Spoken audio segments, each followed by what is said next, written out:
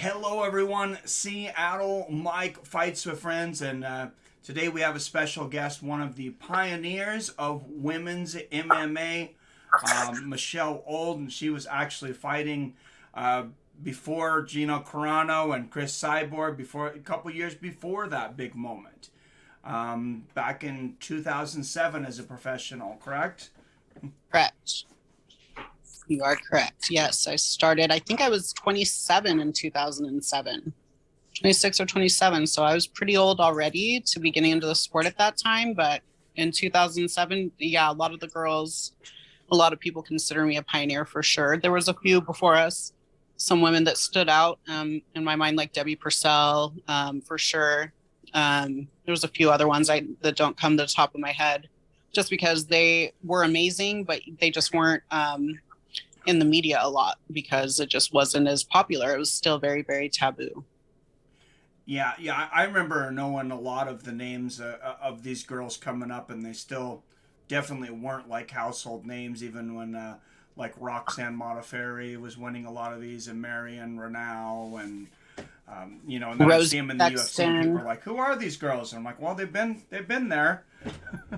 Right. They've been there for a long time. And it just, if you don't have the look and if you don't have the right, personality entertainment wise, you just kind of get lost in the toss. So me having fake boobs and blonde hair helped me get more attention that I was comfortable with. While there's other great athletes that kind of got swept under the rug just because they didn't have that sex appeal. And that's really what it's about. Yeah, What's and what it I've was heard. then. I think I want to say it was Sarah Kaufman. I heard talking about this. They were doing promotion with her fight with Ronda Rousey, and this is before the UFC. And she said they were so dismissive of her that it was just the Ronda Rousey show. It was like she was not even there. Yeah, I totally get that. And I feel for those girls. A lot of the best girls, aside from like Amanda, and there's some great girls in the UFC, there's some amazing athletes that never even got a shot. Never even got a shot. It's very, very unfortunate. And a lot of great personalities in my opinion. One of my favorite fighters. I don't know. I'm not sure if you know Roxanne Modafferi. If you talk to her, Of the Happy course. Warrior. Uh-huh. Yeah, she is one of my favorite personalities. I know she's goofy and everything. That's what I love about her, though. But I got to watch every fight of hers, every interview, everything, and it's not, like you said, she probably would get a little more attention if she, tried to, uh, show Conform. off. What's that? Huh? If she tried to conform. Yeah, exactly. And I mean, that's one of the things that I like about her, that she doesn't conform, but she just comes off Yes. as a real person. Right. And see, and I had like like a crass personality that they was kind of caught off guard because I had a different look. Like I looked like a little cheerleader or whatever, sex pot, but I didn't put up with any shit. So it was a little confusing and it would be hard for some people to work with me, whether it came to sponsors, managers, promoters. If you weren't telling them what they wanted to hear, giving them what they want, a lot of the time it would be sexual.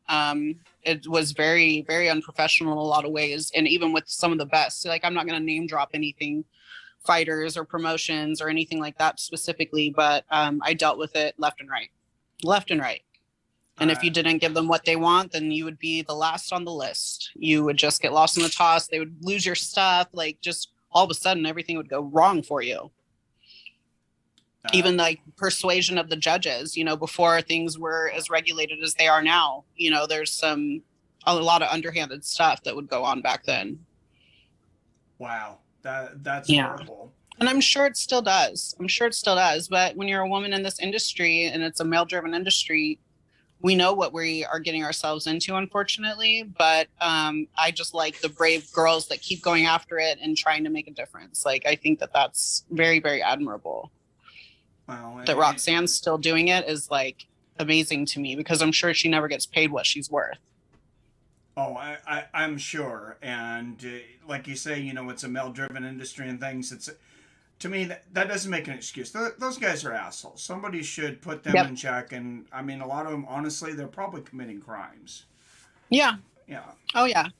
yeah. Yeah. I've been stalked. I've been threatened. It's been interesting to say the least when I look back on it. but that was just something that I got used to dealing with.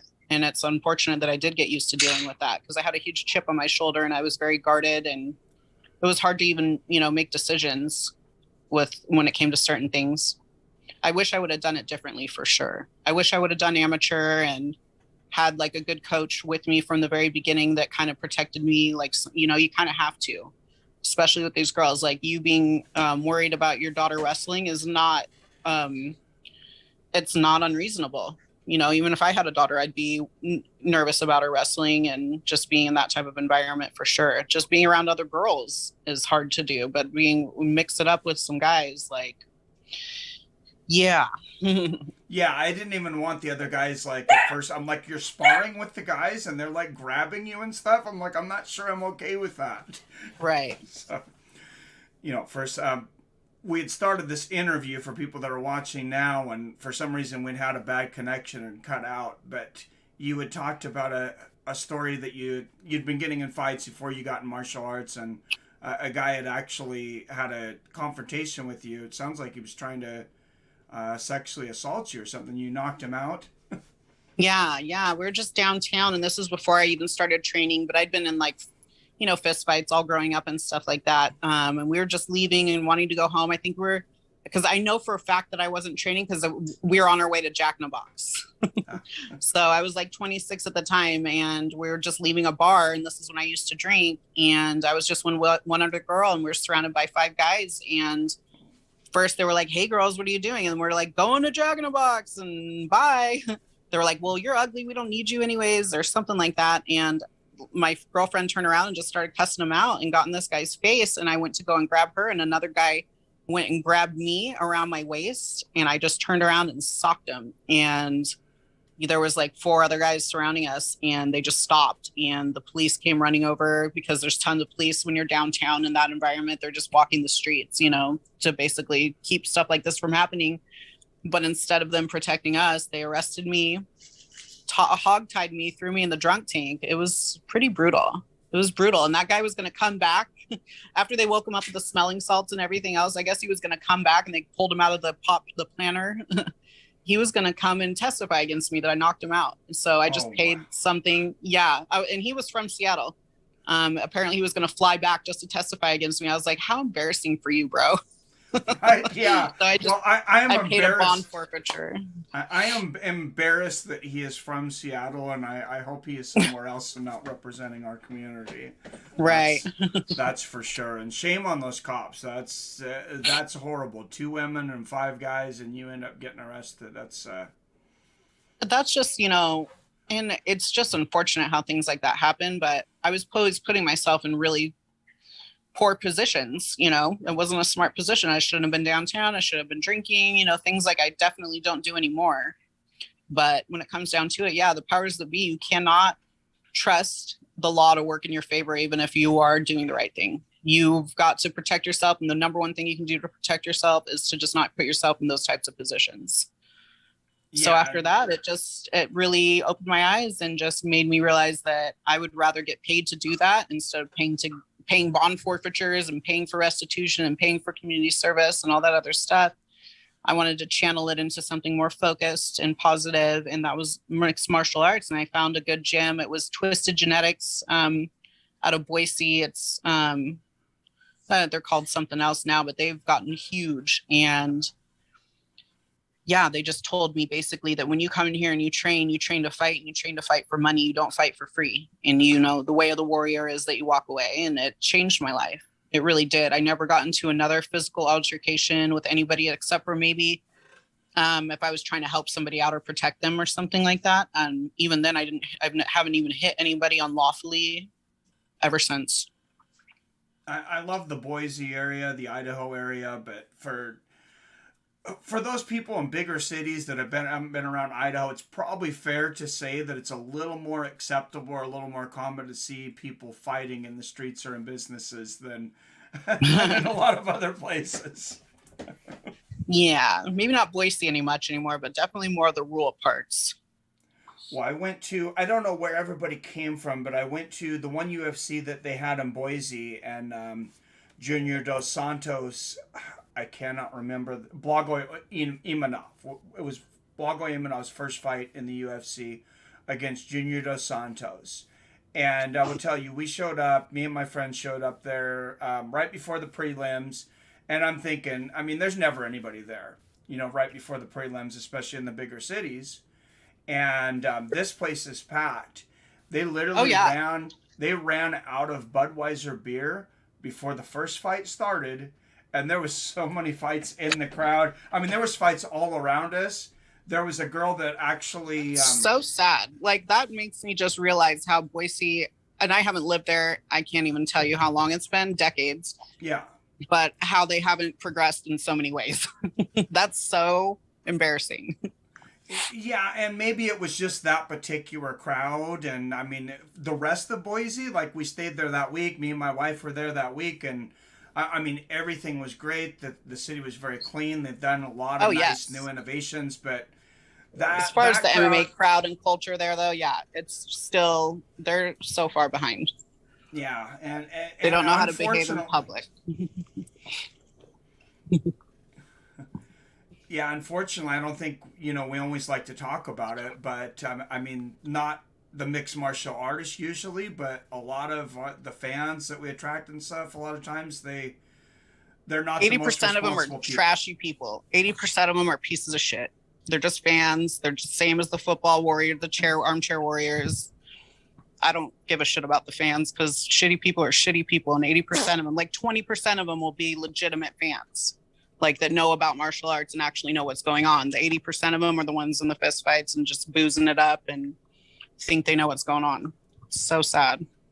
Yeah, no, yeah, I agree. Like I said, yeah, it was just a kind of a drunk fest and a brawl when we went there, and it's like, oh yeah, this is not a very good look. Not a good look. No, but you talked about pay when you went into that first gym, and you're talking about we only fight for money here, but the pay was it was not like it is now today at all when you first started. Nothing. Nope, I still had to work. I still traveled. I was a dancer. I did session wrestling. I did whatever I had to do to make it work so that I could still train and compete. And the money that I'd get from fights wouldn't even pay the cost of the training, but I'd take it just to, pay my coaches or whatever else. Yeah, unfortunately, I'm still hearing some of those stories. I'm not surprised.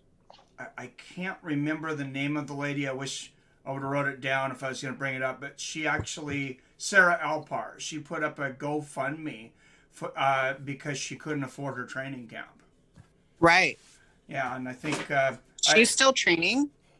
Yeah, I'm pretty sure. Didn't you beat Sarah her up? Alpar, and I think Jake Paul actually donated some money, which was, of course he wanted to throw a little jab at Dana White there. That was kind of smart of him to. I think he donated like $5,000 to her, but. My wife beat the brakes off of Sarah Alpar. I'm surprised she's still fighting. And didn't she get her orbital broken by Misha? Some head kick? I thought that was the rudest thing ever. I didn't, ever think that Sarah Alpar should ever be in the ring. That's just my personal opinion. She just got too much damage going on. I feel bad for her. Sorry, I don't really hold back. Oh, no, I appreciate that. Yeah, and I mean, there's a lot of fighters that I'm a big martial arts fan, but I have mixed feelings sometimes, and sometimes it's like, man, I know we can't tell grown adults what to do, but I wish this guy would have retired 6 fights ago, just because I know what it does to people. Right, and then you just have the machine behind him, and they're just thinking about the money, and they don't care about the man's life. And neither does he. If he just keeps doing it, and people are telling him what he wants to hear, and he looks like an asshole going out there, but he's still getting paid, he's going to do it. Yeah.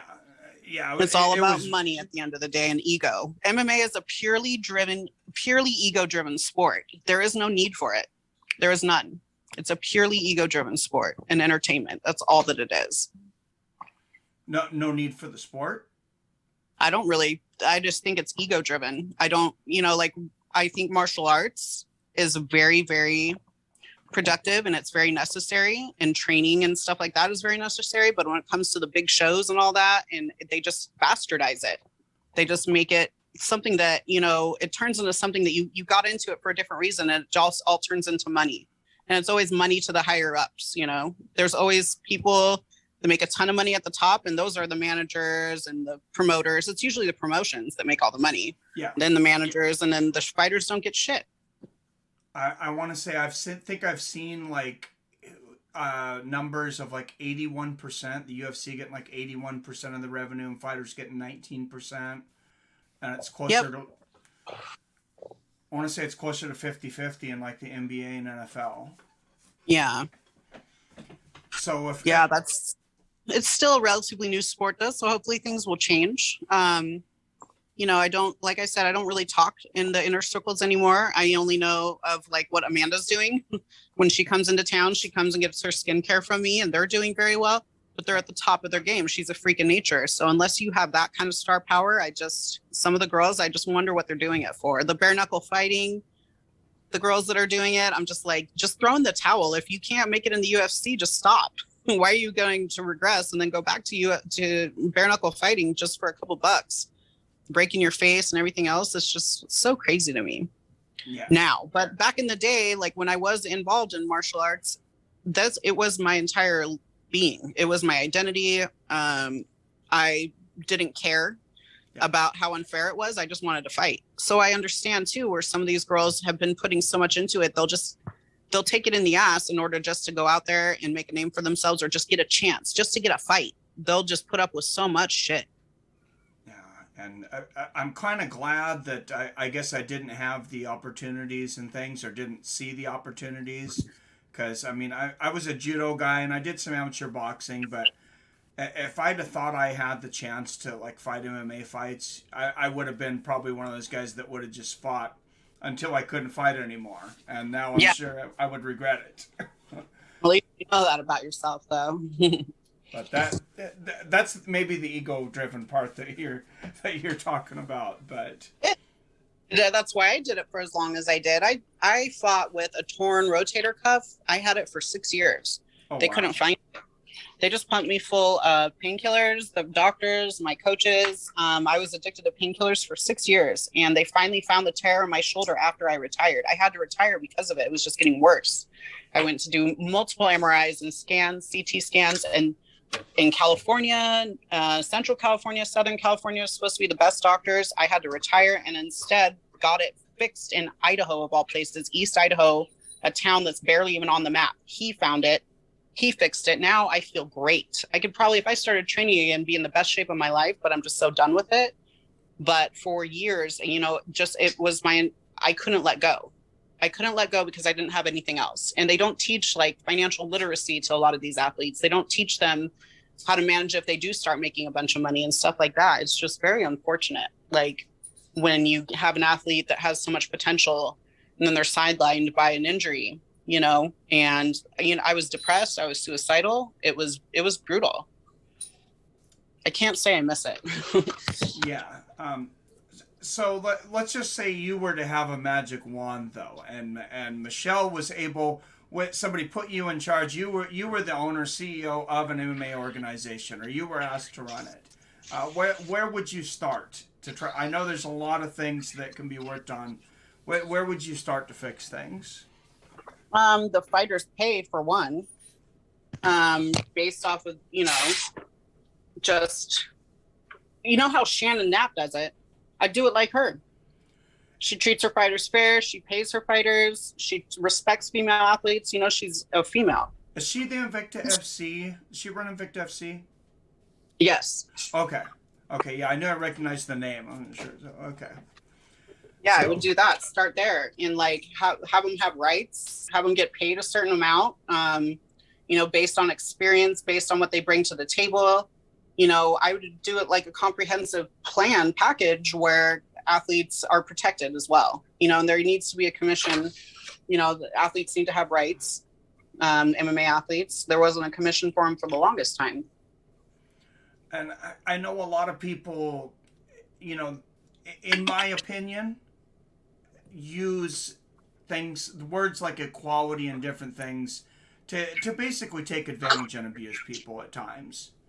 Do you think that it's better for a woman to be in an all women's league so they're just not around so many men? I mean, I'm a man. I know that they're creeps. A lot of men are just creeps. I think there needs, I mean, it's preferable for me. I mean, I'm married to a woman, so of course I would rather be around all females all day, every day. Yeah. But otherwise, there needs to be a balance. There needs to be a balance and not have, just like they do with minorities and this and that. It can't be all white men running the show. I mean, look at where we're at in our country right now. It's specifically because of that. That's how the UFC is ran. It's like almost like a dictatorship. It's the same as it is in politics and in our government. It's ran the same way. So many things need to be changed. Wouldn't even know where to start, if I'm being honest. But the ratio of pay and, just the females having rights and being treated with respect would be a good start. Those two things right there. Yeah, I don't think that women should be segregated from the men per se. Yeah. But I just think there needs to be a healthier balance. Yeah, and that's why I say, like, I'm all for equality, but I just feel like some people say equality and they use it. Unfortunately, Like in what way? everybody's equal, but I'm going to use this to my advantage. They're equal when it's, when it works for me.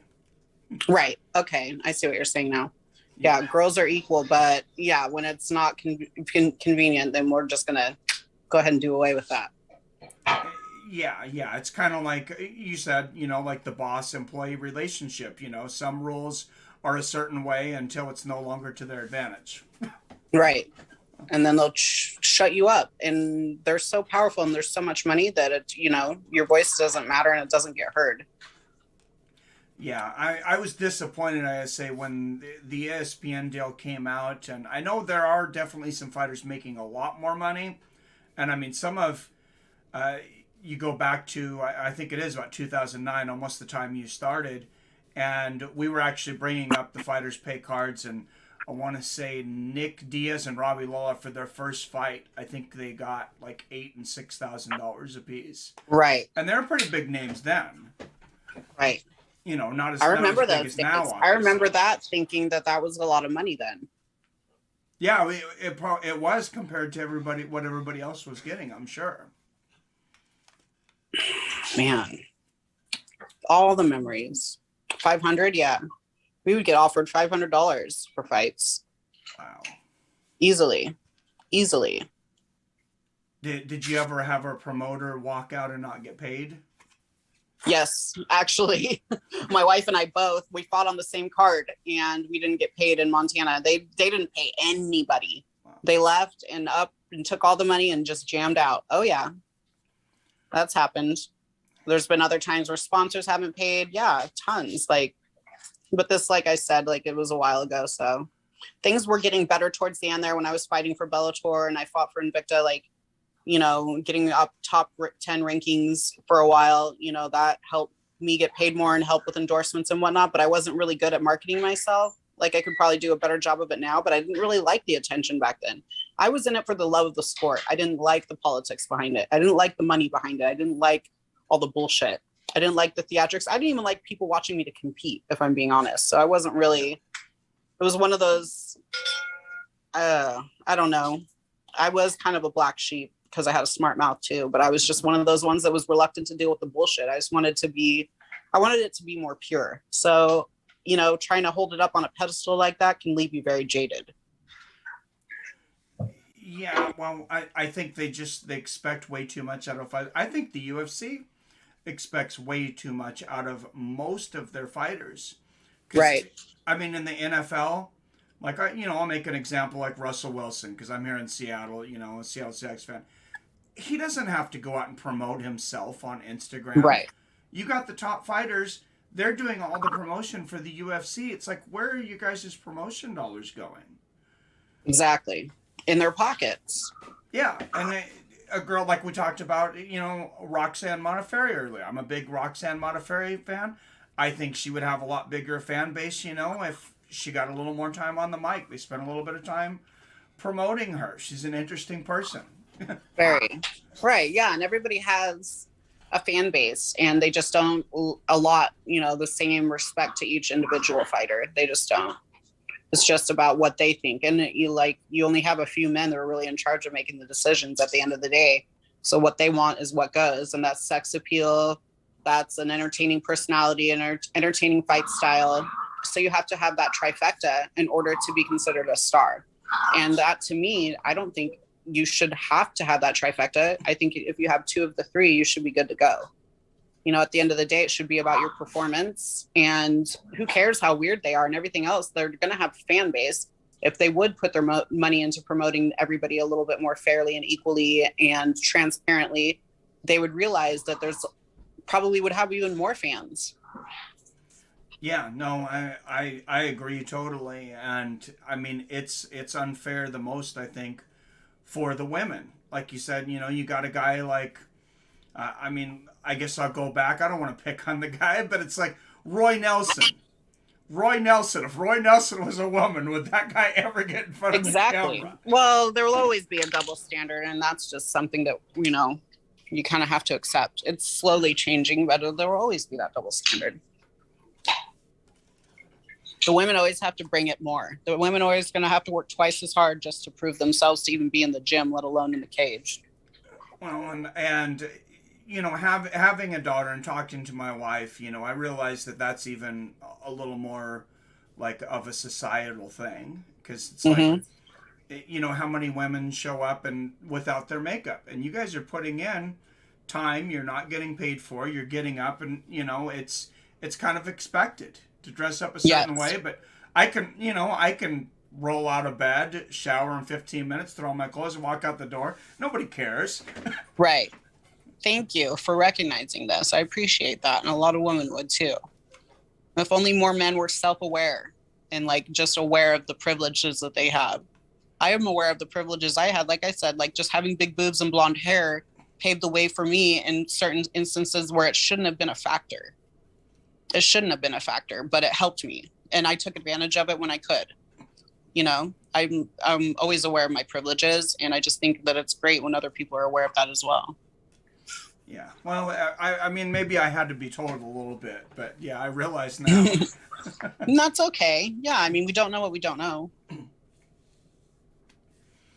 Yeah, hopefully one of these days we get a fighters union. Union, yes. But I was talking about this with Randy Couture. I think I had Randy Couture on the show.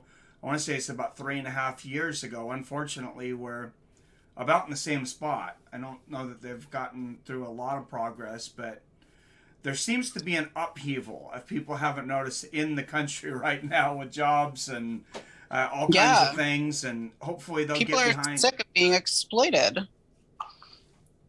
Yeah, and hopefully some things are going to change. I think this is maybe the best time to push through a fighters union. It's ridiculous that boxers have union representation under the Muhammad Ali Act, that they have more representation in a lot of places than MMA, and boxing's super shady.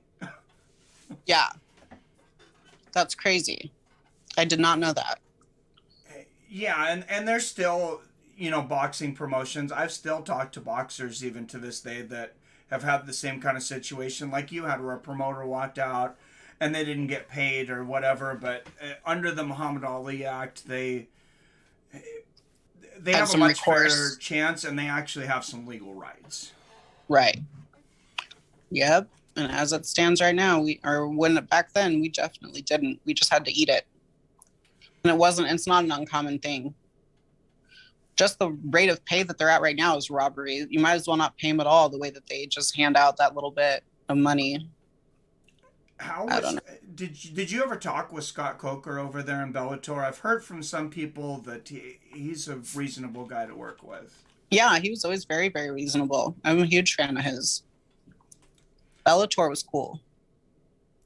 Yeah, and it seems like I was bringing up, I was doing a show on Fighter Pay actually not too long ago, and you know, obviously Bellator hasn't been around near as long as the UFC. They do have Viacom behind them, so I'm not going to really feel sorry for them. But when you looked towards that main card and like the pay scale and stuff, it's like they're really getting up there with the UFC. Yep, very much so. And just the way that they treat their fighters was all around better. So I really enjoyed when I worked with them. And same with them, Invicta, of course. They really are. They go above and beyond for their female athletes.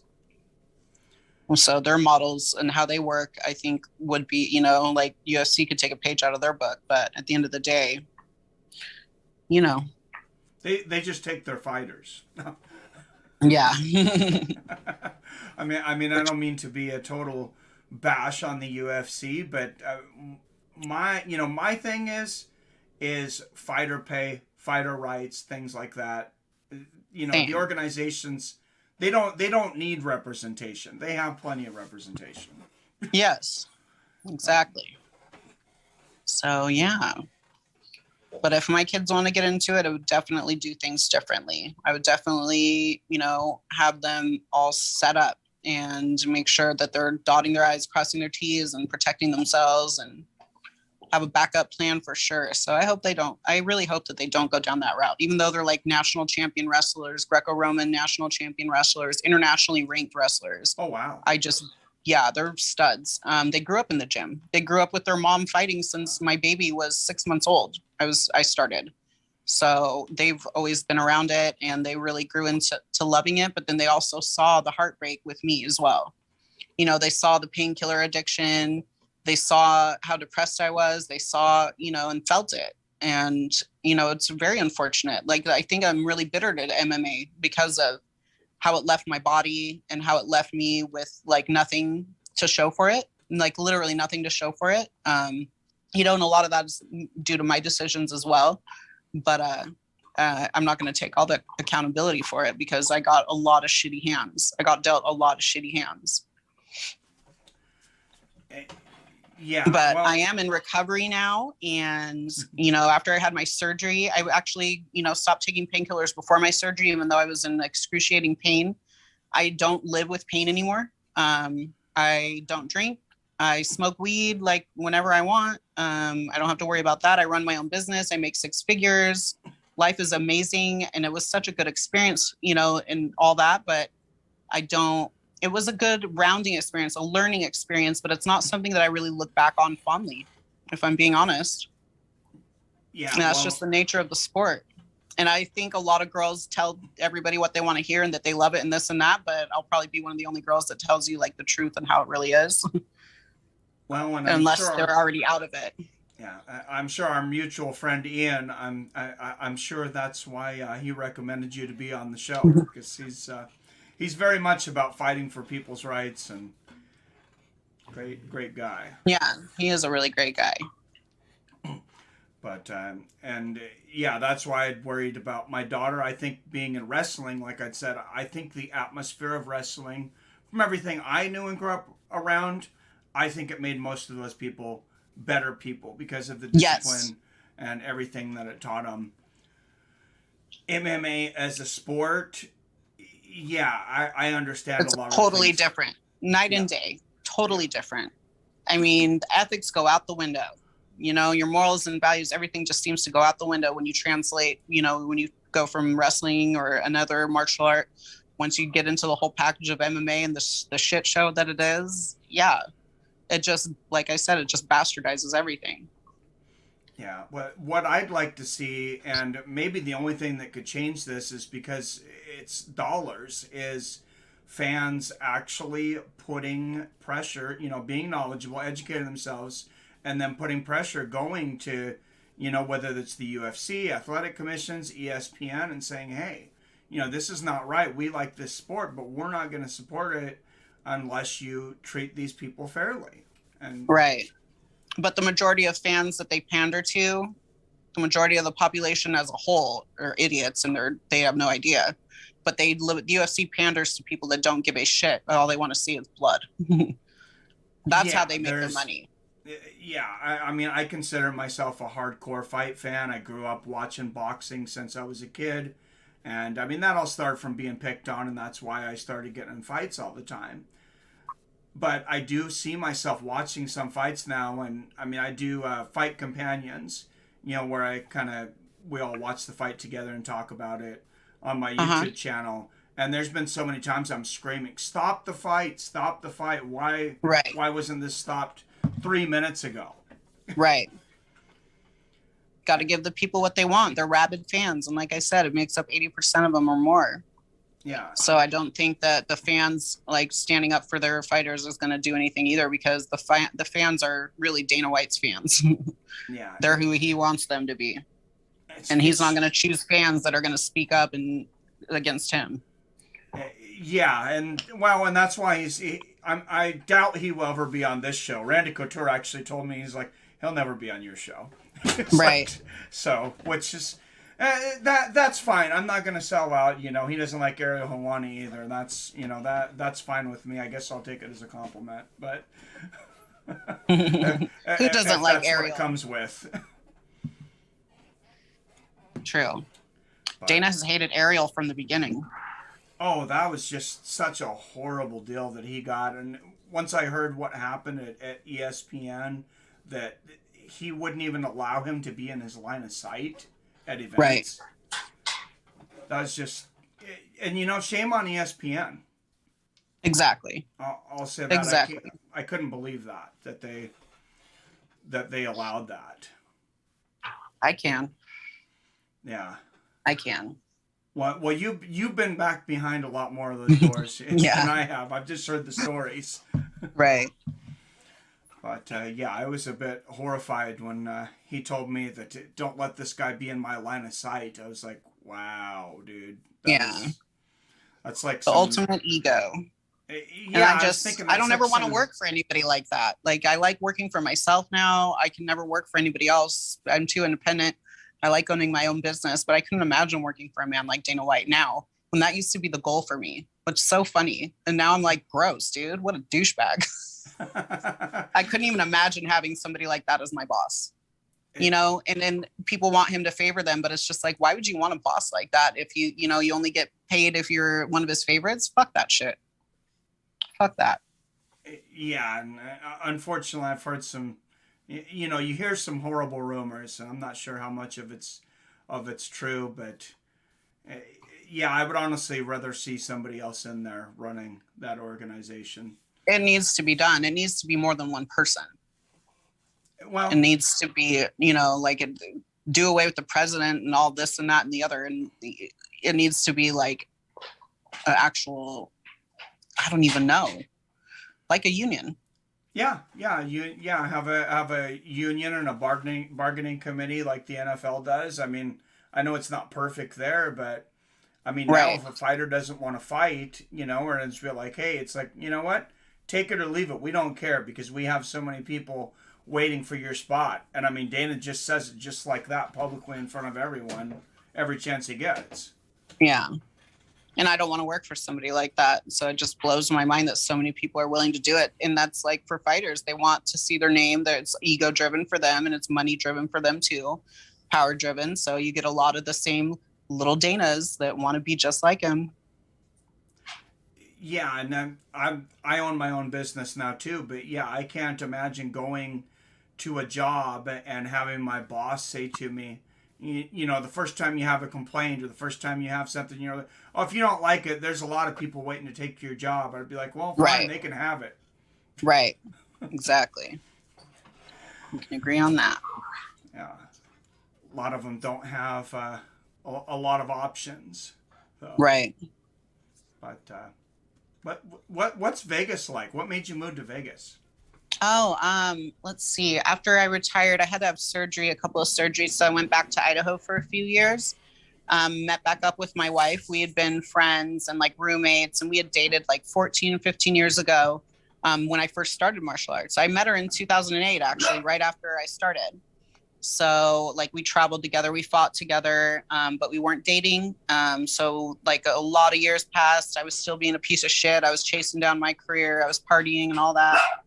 But after my surgeries and I started calming down and just kind of getting my life together after MMA, getting sober, met back up with her, started dating again, and they transferred her out here. She works out at Area 51 with nuclear weapons. So they moved us out here. Yeah. And we just love it. Started my own skincare business and make over 6 figures. And we're just living the dream. Vegas is amazing. We live far away though. We live like out in the outskirts of town. So we're not down in the strip or anything like that. Yeah. Kind of in like the nicer area out in the country practically now, where there's not even stoplights. So Vegas is growing. There's so much opportunity. The people are great. The traffic's not bad. You don't have to, the weather gets pretty brutal in the summer, but other than that, all the rest 9 months during the year, it's amazing.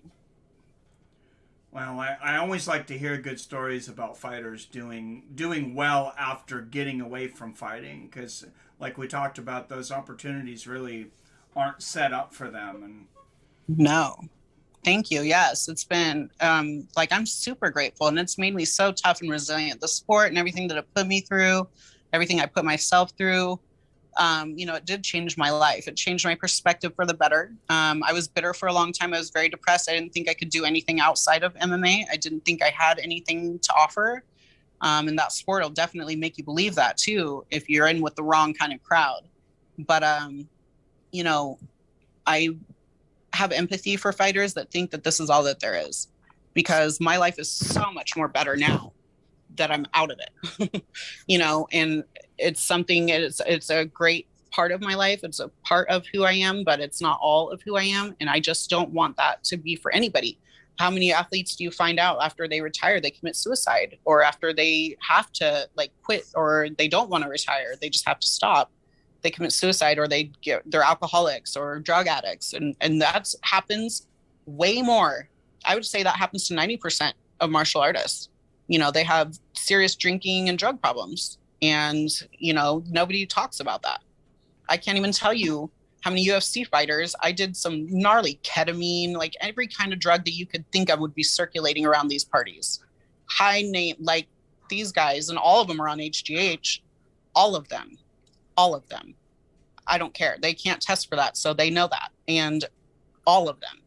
And just mind-blowing. It's just mind-blowing. It's really, really kind of scary.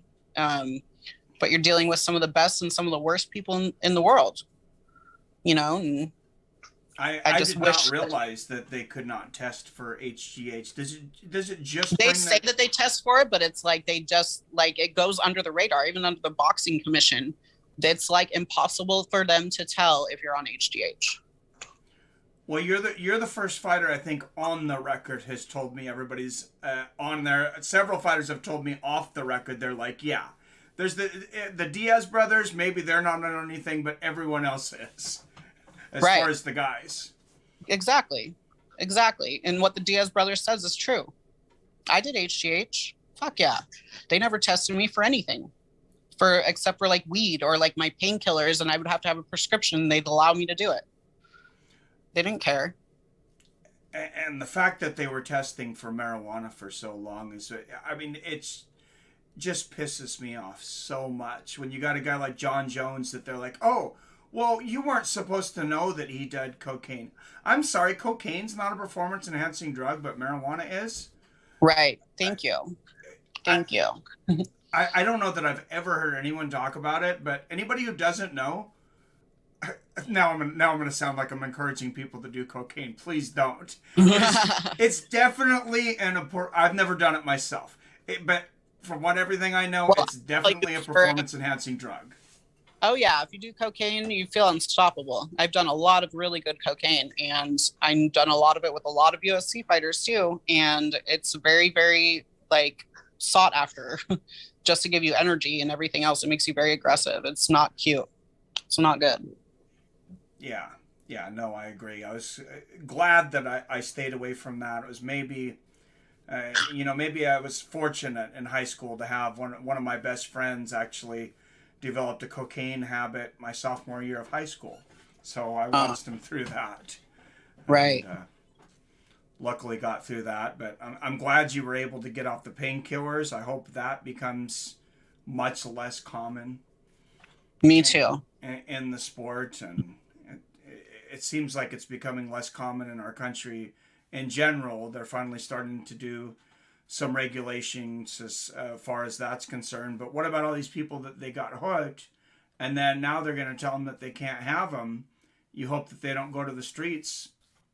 Exactly. And die from a fentanyl exposure. Exactly. Yeah, it was, like I said, my doctors and my coaches pushed them on me, and then it gets to the point where you need them, and it's not even helping with the pain anymore, but it's made to be addictive. That's what it does. It gets you addictive. So that's what it's going to do. So it doesn't I used to think it made me a weak person, but it's just like I was doing what I was told to do, and it affected me the way it was supposed to. Yeah, how acceptable would it be for a fighter to just like, go to a party and just be the sober person in the corner, or not even go to those parties and things? How much influence did that have on a career, you think? Right. Well, there would be years where I would go without drinking or partying when I was really focused on my MMA. So it's like it's individual, it's definitely an individual thing. But yeah. What was the question again? Sorry. Maybe I need to phrase it better, I guess. Do you think that opportunities maybe were lost for some fighters because they didn't want to go to a certain party, or when they went there, they didn't want to do the Oh, drugs and they didn't want to drink? oh, for sure. If you're not fun and like getting along with everybody, but then there's the straight lace. There's a crowd of people that don't do anything at all, because I've been in fights or been training for fights. And if you have a fight camp coming up, for the most part, people aren't going to party and drink leading up to it for the most part, Yeah. and I don't consider smoking weed partying at all. I just think that that's an everyday thing that you should be able to do. And it just brings nothing but great things to your life if you're doing it properly, which is not being only solely fixated around getting high. However, there's tons of fighters that I know that have never done a single thing. There's tons of fighters that I know that have never done anything like illegal. But yeah, there's the majority that are, yeah, easily influenced. Like I said, or like, you go to those types of parties and you just want to be seen and accepted, and you want to get in with the right crowd. And sometimes that right crowd is doing all the wrong things.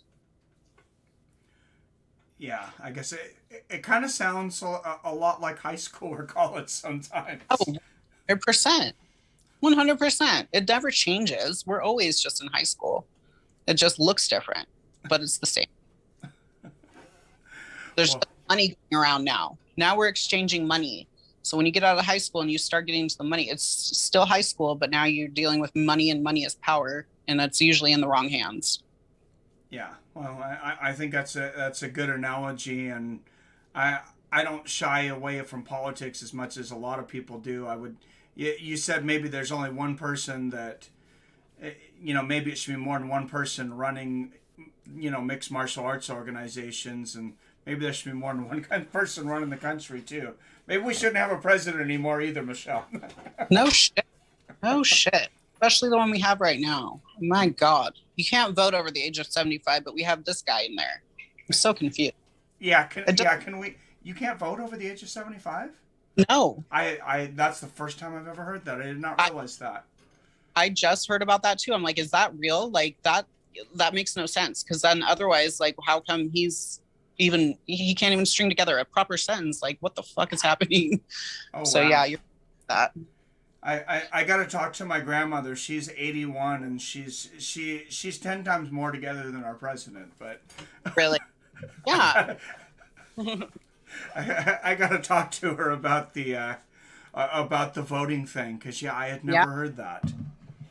Yeah. Over a certain age, you're not supposed to. They start taking away all your driving rights, your voting rights, and everything else. And like, all right, but the rules are for thee, but not for me. Like, what the fuck? Yeah, yeah, and as we talked about, I mean, there's a reason that there's an upheaval in this country right now. Hopefully, some things are changing.